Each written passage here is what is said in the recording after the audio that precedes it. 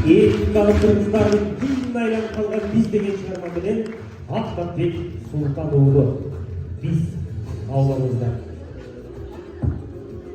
ай түштөрдө керемет саптарды айтып, кечээки Кокон хандыгы байыркы кыргыз кагыратынын калдыгы деген сапты айткан Төк Бакыныбыз. Кол чабуулар болсун.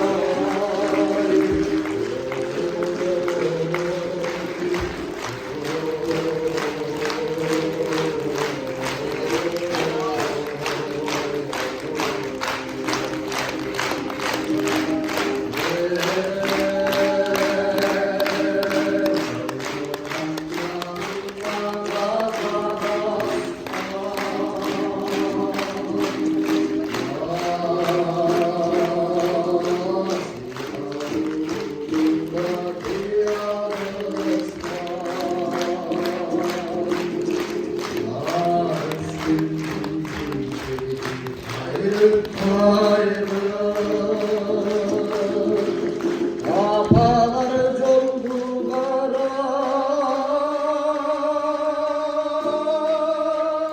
ak yolunda ağrı söyleyip gayrı apalar yoldulara ak yolunda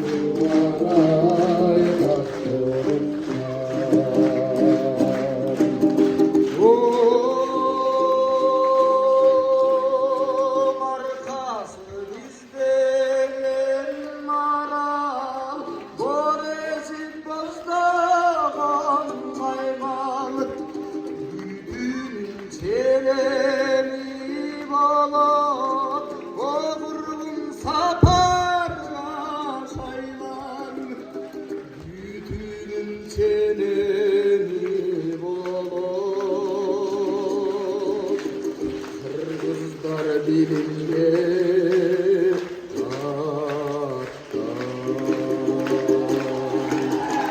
Kırgızlar bilinge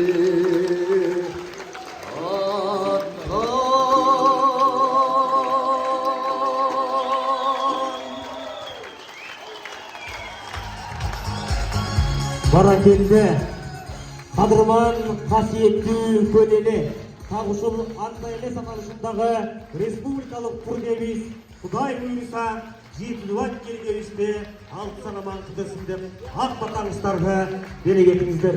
Бүгінгі біздің концертімізге айтышымызға ең алыс аймақтан келіп отырған Керім атауыз менен Тұрым апауызға дағы терең рахмет білдіреміз.